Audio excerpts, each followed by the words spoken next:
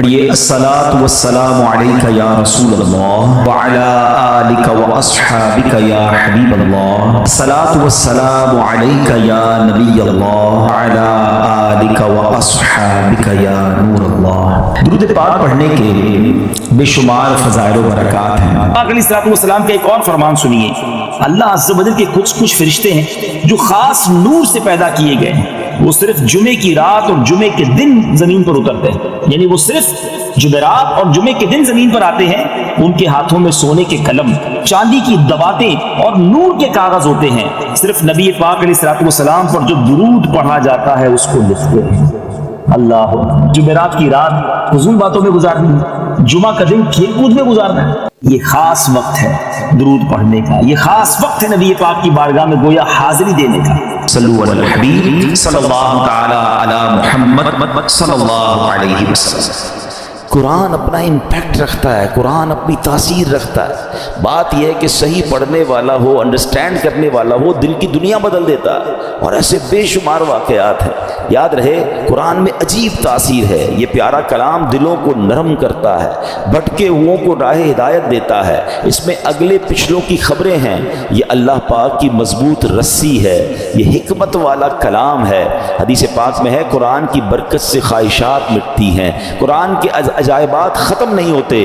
قرآن کریم کے مطابق کوئی بات کرے وہ سچا ہے، جس نے قرآن پر عمل کیا وہ ثواب پائے گا، جو قرآن کریم کے مطابق فیصلہ کرے وہ انصاف کرنے والا ہوگا، اور جو قرآن کریم کی طرف بلائے ضرور وہ سیدھی راہ کی طرف بلانے والا ہوگا۔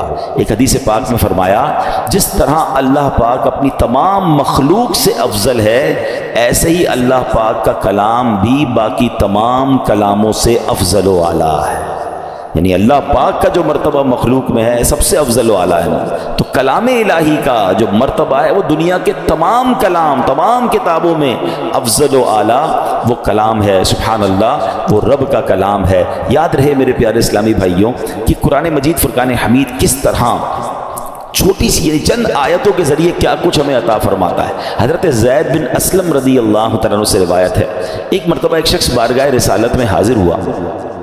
پیارے آقا سید الانبیاء صلی اللہ تعالیٰ علیہ وسلم نے ایک صحابی رضی اللہ تعالیٰ عنہ کو فرمایا اس نئے آنے والے شخص کو قرآن کریم سکھاؤ۔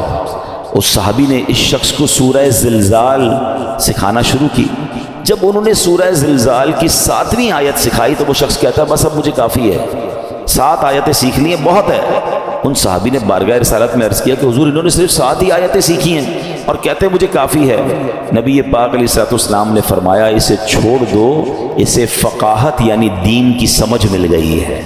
یعنی 7 آیتیں سیکھ کر، کیونکہ آیتیں تو قرآن کی ہر آیت میں خزانہ ہے نا، جس نے دل سے سیکھ لیا، سمجھ لیا، میسج آف قرآن لے لیا، وہ 7 آیتیں اس کے لیے زندگی بھر کے لیے کافی ہو جاتی ہیں۔ تو قرآن ایسا خزانہ ہے، سبحان اللہ۔ احادیث میں یہ مضمون ملتا ہے کہ جو جمعہ کے دن سورہ کہف پڑھے، ایک جمعے کو پڑھے تو اگلے جمعے تک اس کے لیے نور کر دیا جاتا ہے۔ اور سبحان اللہ، جمعہ کے دن ہو سکے تو مریض کی عیادت کریں، صدقہ و خیرات کریں، جتنا ہو سکے نیکیاں کریں۔ ایک بات یاد رکھنی ہے، کوئی عام دن میں گناہ کرے یقیناً غلط ہے، مگر جمعہ کے دن گناہ کرے گا تو جہاں نیکی 70 گنا وہاں اس کا گناہ بھی 70 گنا ہو جاتا ہے۔ تو پلیز عام دنوں میں بھی بچنا ہے مگر جمعے کو گناہ نہیں کرنے، اسپیشلی بچنا ہے۔ جمعے کو کوئی نماز قضا نہیں ہونی چاہیے، میں نہیں کہتا عام دنوں میں بھی نہیں ہونی چاہیے، مگر کتنی افسوس کی بات ہے کہ جمعے کی نماز پڑھتے ہیں عصر کی نہیں پڑھتے۔ ایسا نہ کریں، اللہ کرے کہ یہ بات ہم سمجھنے میں کامیاب ہوں۔ اور اس دن میرے رب کا کلام ہے قرآن، واہ کیا بات پیارے قرآن کی، مصطفیٰ پر ہوا ہے یہ نازل، اس میں ہر شے کا ہے بیان شامل، سب سے افضل کتاب ہے قرآن، واہ کیا بات پیارے قرآن کی۔ اے میرے پیارے اسلامی بھائیوں، ایک بڑا ہی کمال کا واقعہ جو میں بات کر رہا ہوں نا کہ قرآن دلوں کی دنیا کیسے بدلتا ہے۔ اللہ کرے میں اور آپ قرآن سے دوستی کر لینا تو توبہ کرنے کے لیے، سدھرنے کے لیے، اللہ کی طرف رجوع لانے کے لیے قرآن کیا کمال کا کردار ادا کرتا ہے۔ حضرت ابو ہاشم رحمۃ اللہ تعالی علیہ فرماتے ہیں ایک مرتبہ میں بصرہ جانے کے لیے ایک کشتی میں سوار ہوا، اس کشتی میں ایک مرد بھی تھا، اس کی کنیز بھی تھی۔ ان کا پلان کچھ اور تھا، برے کام کرنے کا پلان تھا۔ وہ کہتے جب کشتی آگے بڑھی تو اس مرد نے اپنی کنیز سے کہا ذرا شراب نکالو، شراب لائی گئی۔ وہ مرد کشتی میں بیٹھ کے شراب پینے لگا، اپنی کنیز کو کہا کچھ گانا سناؤ، وہ کنیز جو ہے وہ گانا گانے لگی۔ اب تھوڑی دیر بعد انہوں نے مجھے دیکھا، ابو ہاشم رحمۃ اللہ تعالیٰ کہتے کہ آپ یہ گانا گا رہی ہے، آپ کے پاس اس سے اچھی کوئی چیز ہے؟ وہ اللہ والے تھے، انہوں نے ان کے سامنے قرآن پڑھنا شروع کیا۔ اب قرآن میں جو ردھم ہے، قرآن میں جو خوبصورتی ہے، قرآن جو دلوں کو امپیکٹ ڈالتا ہے، کیا خوبصورت آیتوں کا انہوں نے انتخاب کیا۔ انہوں نے قرآن پاک کی سبحان اللہ کون سی سورہ پڑھی؟ سورہ تکویر۔ یہ ہلا دیتی ہے سورت، اگر سمجھ کے پڑھے نا بندہ کہ جس میں کس طرح قیامت کا رب نے بیان کیا۔ 30ویں پارے میں یہ سورت ہے، آپ نے تلاوت شروع کر دی، اذا الشمس کورت واذا النجوم انکدرت واذا الجبال سیرت۔ ترجمہ کیا ہے اس کا؟ جب سورج کو لپیٹ دیا جائے گا اور جب تارے جھڑ پڑیں گے اور جب پہاڑ چلائے جائیں گے۔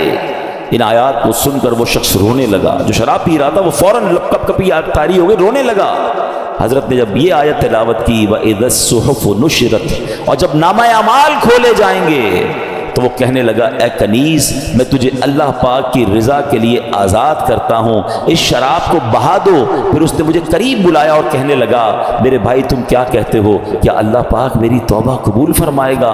اللہ اکبر، اللہ والے تھے، کیا جواب بھی قرآن سے ہی دیا اور قرآن کی وہ آیت تلاوت کی، ان اللہ یحب التوابین ویحب المتطہرین۔ سبحان اللہ۔ ترجمہ کنز العرفان، بے شک اللہ بہت توبہ کرنے والوں سے محبت فرماتا ہے اور خوب صاف ستھرے رہنے والوں کو پسند فرماتا ہے۔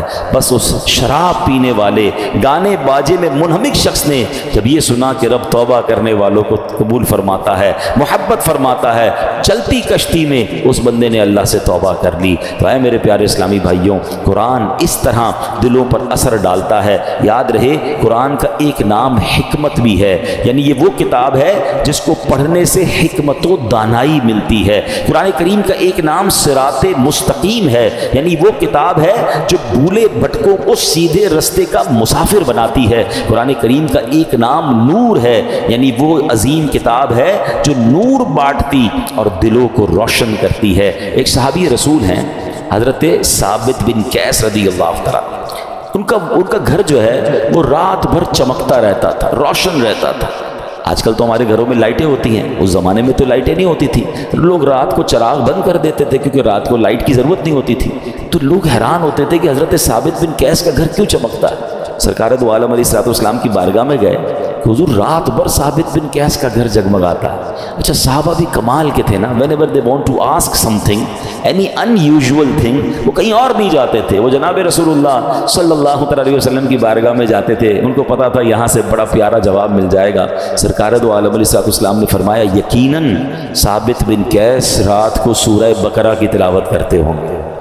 صحابہ گئے، جا کر پوچھا، ثابت بن قیس نے کہا کہ ہاں میں واقعی گھر میں رات کو سورہ بقرہ کی تلاوت کرتا ہوں۔ تو یہ ہے قرآن، یہ ہے قرآن کا نور۔ سبحان اللہ۔ چھوڑو یہ ظلمتوں کے شکوے کرو نہ ہر دم، چھوڑو یہ ظلمتوں کے شکوے کرو نہ ہر دم، ہے روشنی کی خواہش قرآن پڑھ کے دیکھو۔ تو قرآن پاک کی کیا بات ہے۔ اب قرآن پاک جہاں طبیعتوں پر اثر ڈالتا ہے، انسان کی کیفیتوں پر اثر ڈالتا ہے، وہ قرآن کریم امراض کو بھی دور کرتا ہے۔ جی ہاں، قرآن کریم باطنی امراض کو بھی دلوں کے صاف کرتا ہے، جسمانی امراض کو بھی کیسے دور کرتا ہے۔ ذرا سنیے گا، قرآن میں اللہ فرماتا ہے یا ایھا الناس قد جاءتکم موعظۃ من ربکم وشفاء لما فی الصدور۔ ترجمہ کنز العرفان، اے لوگو تمہارے پاس تمہارے رب کی طرف سے نصیحت اور دلوں کی شفا آ گئی۔ مشہور مفسر قرآن حکیم الامت حضرت مفتی احمد یار خان نعیمی رحمۃ اللہ تعالی علیہ اس آیت کے تحت فرماتے ہیں قرآن کریم رب کی طرف سے بندوں کی روحانی پرورش کا ذریعہ ہے۔ دل کی بیماریاں جو ان پٹ ہوتا ہے نا، دل کی جو باطنی بیماریاں ہیں، فرمایا جہالت، شک، شرک، نفاق، برے عقیدے، برے اخلاق، حسد، کینہ، ہوس، دنیا کی حرص، عداوت، یہ تمام گناہ جو ہیں ان سے قرآن کریم ان سب کی اصلاح کرنے والا ہے۔ اللہ کرے کہ ہم قرآن کو پڑھیں اور دل سے پڑھیں، انڈرسٹینڈ کرنے کی کوشش کریں کیسے امپیکٹ ڈالتا ہے۔ ایک اور واقعہ سنیں، اللہ ان توبہ کرنے والوں کے صدقے ہمیں بھی سچی توبہ عطا فرمائے۔ علامہ ابن جوزی رحمۃ اللہ تعالی لکھتے ہیں ایک عبادت گزار بزرگ تھے، 40 سال تک بر اعظم افریقہ کا بڑا مشہور ملک سوڈان، وہاں ایک غار میں رہ کر اللہ کی عبادت کرتے تھے۔ کہتے ہیں میں اس غار میں تھا تو ایک شخص اس غار میں آ گیا اور اس کے پاس کھانا بھی تھا، شراب بھی تھی۔ وہ آ کر بیٹھ گیا، اس نے مجھے دیکھا نہیں، میں اسے نظر نہیں آ رہا تھا۔ تو اس نے شراب پینا جب جیسے ہی شروع کی، برتن اٹھایا تو میں نے اونچی آواز میں قرآن